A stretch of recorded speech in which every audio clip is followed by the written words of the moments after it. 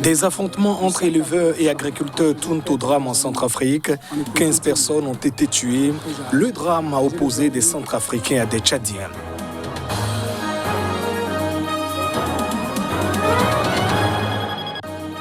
En Ouganda, des proches de l'opposant Bobi Wine libérés par la justice. Ils avaient été arrêtés pendant la campagne de l'élection présidentielle de décembre dernier qui a consacré la victoire de Yoweri Museveni. Et puis, l'ex-dirigeante birmane, renversée par un coup d'État militaire, a comparu ce mardi devant un tribunal pour sédition. Inculpée à plusieurs reprises, Aung San Suu Kyi garde le moral. C'est ce que confie l'une de ses avocates. Et voilà pour le sommaire de ce journal. Bienvenue dans cette édition. Au moins 14 personnes ont été tuées dans des affrontements entre éleveurs et cultivateurs dans le nord-est de la Centrafrique. Le drame est survenu donc près de la frontière avec le Tchad, en proie à des conflits meurtriers entre ces deux communautés. Tout est parti d'un malentendu entre un agriculteur et un éleveur qui a amené son bétail dans un champ à Tiri, a déclaré à l'AFP Ibrahim Senoussi, maire de la localité située à plus de 700 km de Bangui. Les troupeaux ont dévasté le champ et les récoltes et l'éleveur a été tué après une violente dispute, a-t-il poursuivi. En représailles, les éleveurs venus du Tchad ont tué 14 personnes, dont des femmes et des enfants. Ils ont incendié plus de 66 maisons et des greniers. Près de 3000 personnes ont fui leur village, a indiqué à l'AFP François Dieudonné Batawa-Piepi, préfet de la région de Bamingui-Bangouram, précisant que l'attaque avait eu lieu le 10 juin. 2 blessés graves ont été transportés à l'hôpital de Ndélé, à environ 80 km de Tiri, selon une source médicale sur place. Les conflits entre cultivateurs et éleveurs sont récurrents dans la région, surtout en période de transhumance. Les cultivateurs accusent les éleveurs de saccager leurs champs en faisant paître leurs animaux. On ne peut continuer à laisser des étrangers venir tuer des Centrafricains sur leurs terres, a déclaré le préfet de la région, précisant que des militaires des forces armées centrafricaines allaient être déployés pour sécuriser la frontière entre la Centrafrique et le Tchad, fermée depuis 2014. Les relations se sont tendues récemment entre le Tchad et la Centrafrique. Au moins 15 personnes ont été tuées ce mardi dans un attentat suicide contre un centre d'entraînement de l'armée de la capitale somalienne, Mogadiscio. C'est ce qu'a donc annoncé un officier présent sur place.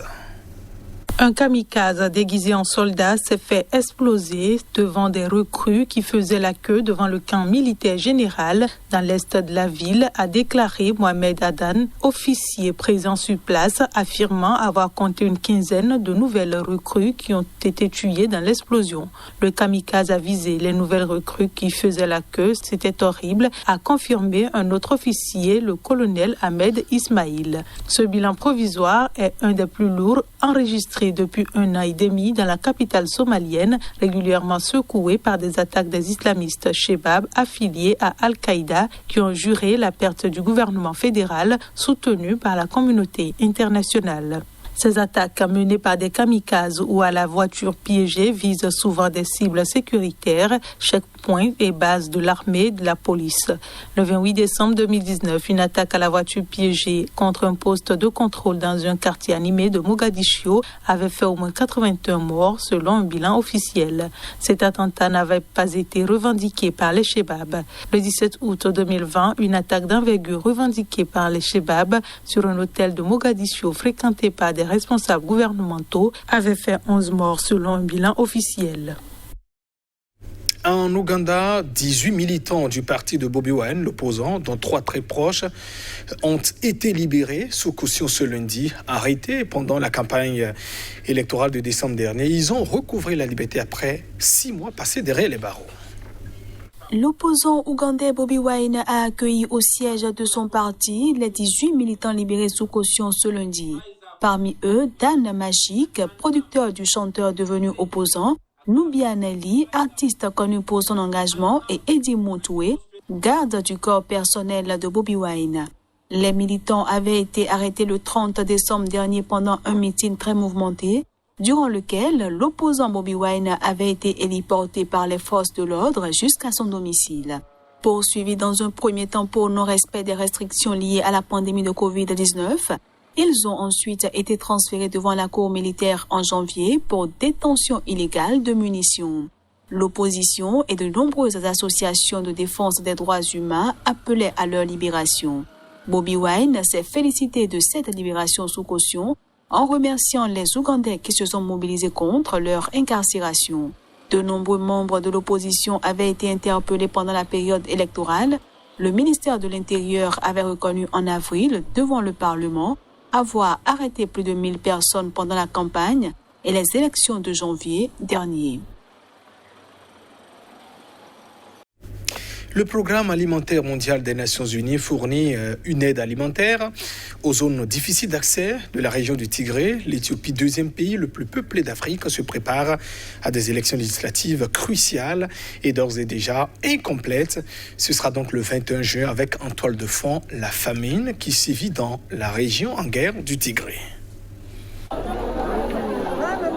Des dizaines de milliers d'enfants souffrant de malnutrition risquent de mourir dans la région, désormais touchée par la famine, ont mis en garde vendredi les Nations Unies. Pendant ce temps, le deuxième pays le plus peuplé d'Afrique se prépare à des élections législatives cruciales et d'ores et déjà incomplètes le 21 juin. Dénonçant le blocage de l'aide par des groupes armés, les agences humanitaires de l'ONU ont prévenu la semaine dernière que des millions de personnes ont besoin d'aide alimentaire au Tigré, dont 350 000 habitants se trouvent en situation de famine. Dimanche, le pape François a appelé à prier pour la région. Déclenchée le 4 novembre 2020, l'opération militaire au Tigré a permis de renverser les autorités dissidentes de la région, issues du Parti de libération du peuple du Tigré, qui a détenu les leviers du pouvoir durant presque 30 ans en Éthiopie, avant l'arrivée d'Abiy Ahmed. Mais 7 mois après le début des hostilités marquées par des atrocités, les combats se poursuivent. La situation humanitaire alarme la communauté internationale et les troupes érythréennes venues prêter main forte à Addis Abeba sont toujours sur le terrain. Dès lors, l'élection a été reportée sine die dans l'ensemble du Tigré, qui représente 38 des 447 circonscriptions du pays. Le Premier ministre Abiy Ahmed a fait de ce scrutin, dont il est favori, une priorité. Désigné à son poste en 2018 par la coalition au pouvoir, le prix Nobel de la paix 2019 entend obtenir l'onction populaire qui lui fait défaut. Lundi, quelques 37 millions d'électeurs seront appelés à élire leurs députés, lesquels désireront le Premier ministre. Tir de roquettes près du Sahara occidental, patrouille navale ou au large des îles Esperle des Canaries ou chasse aérienne. Un grand exercice militaire conjoint piloté par les États-Unis donne lieu à une démonstration de force depuis son lancement au Maroc le 8 juin dernier.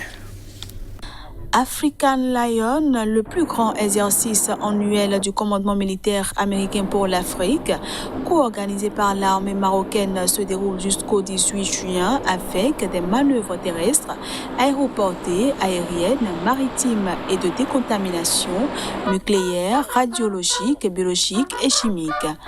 Le Premier ministre marocain Saad Eddine El Othmani avait affirmé début juin que l'exercice aurait lieu pour la première fois au Sahara occidental, en se félicitant de la consécration de la reconnaissance américaine du Sahara marocain, mais son annonce avait été démentie par le Pentagone.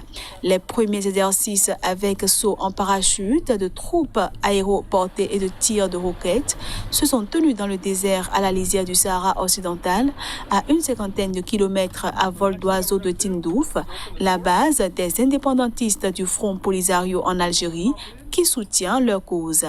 Dans le cadre d'un accord négocié par l'ex-président américain Donald Trump, les États-Unis ont reconnu en décembre 2020 la souveraineté du Maroc sur ce territoire, revendiqué par le Polisario en contrepartie d'une reprise des liens diplomatiques entre le Maroc et Israël. Rabat s'efforce depuis de conforter sa légitimité sur l'ancienne colonie espagnole, ce qui a conduit à des tensions avec l'Espagne et l'Allemagne, qui ont pris leur distance avec la position américaine. Une centaine de blindés, 46 avions de soutien et 21 avions de combat sont mobilisés pour un budget de 24 millions de dollars, soit 19,6 millions d'euros, selon un graphique posté sur Twitter par Othmani. Généralement silencieuse, l'armée marocaine a récemment communiqué sur le bon déroulement de l'exercice. Territoire désertique de 266 000 km² situé au nord de la Mauritanie, le Sahara occidental est toujours sans statut définitif après 3 décennies de négociations politiques. Le Polisario veut un référendum d'autodétermination, le Maroc une autonomie sous sa souveraineté. Aung San Suu Kyi, l'ex-dirigeante de la Birmanie renversée par la junte militaire, a comparu ce mardi pour sédition. Elle est inculpée à plusieurs reprises. Écoutons ici les précisions de l'une de ses avocates. Les 4 accusés, y compris moi-même, avons rencontré les 3 accusés aujourd'hui. Il s'agit notamment d'Aung San Suu Kyi, Do Win Myint, l'ancien président, et du Dr Myo Aung, un haut responsable de la Ligue nationale pour la démocratie. Nous avons ensuite discuté du cas concernant l'article 505. Le procès a commencé vers 10h30 comme d'habitude. Le tribunal a témoigné sur l'affaire de sédition dans la matinée. Un témoin nommé Oso So Chue a fait une déposition contre Aung San Suu Kyi. Le procès de ce mardi était principalement axé sur la déposition du témoin. Nous avons reporté le contre-interrogatoire à la prochaine audience. Aung San Suu Kyi était assise et écoutait normalement. À un certain moment, elle souriait. Elle a réagi normalement lors de la déposition contre elle. Chaque fois que nous la voyons, Aung San Suu Kyi est toujours forte et confiante. Elle a toujours été intelligente. Et c'est la fin de cette édition. Merci de votre attention. Au revoir.